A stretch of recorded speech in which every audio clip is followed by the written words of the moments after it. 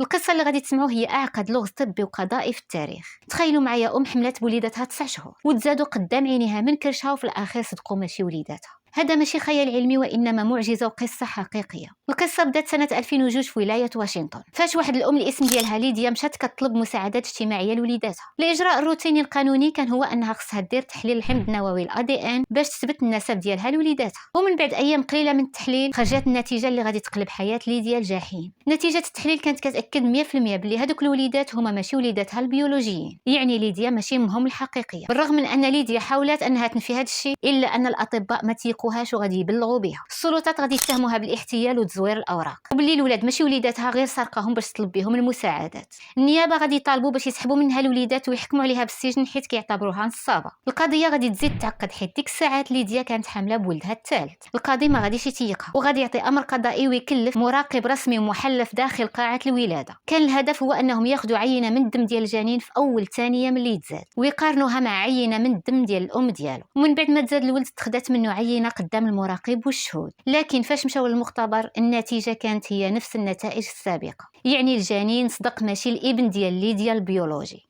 هادشي غادي يجيهم غريب وما غاديش يدخل العقل ديال الاطباء والمراقبين اللي كانوا شاهدين على الولاده ديالها. وهذا اللغز الغريب ما غاديش يتفك حتى غادي يدخل المحامي ديالها وبدا كيقلب في السجلات الطبيه النادره. هنا الاطباء غادي يديروا واحد التحليل معمق لليديا وغادي يكتشفوا المعلومه اللي غادي تصدمهم. ليديا كانت كتعاني من واحد الظاهره علميه نادره واللي الاسم ديالها الشميره البشريه. التفسير العلمي ديال هذه الظاهره هو ان ليديا فاش كانت في كرش امها ما كانتش بوحدها، كانت معها التوأم ديالها اللي توفات في المراحل الاولى ديال الحمل. وهنا ليديا وهي كتكون كجنين غادي تمتص الخلايا والجينات ديال التوأم ديالها. والنتيجه ديال هذه الظاهره العجيبه هي ان ليديا عاشت وكبرات بجوج ديال مجموعات جينيه ADN في جسم واحد. الدم والجلد كان فيهم ADN ديالها، لكن المبايض كان فيهم ADN ديال التوأم ديالها اللي كانت امتصت الجينات ديالها وهي مازال في كرش امها. يعني علميا ليديا كانت كتولد الوليدات ديال التوأم ديالها اللي ما خرجتش للوجود.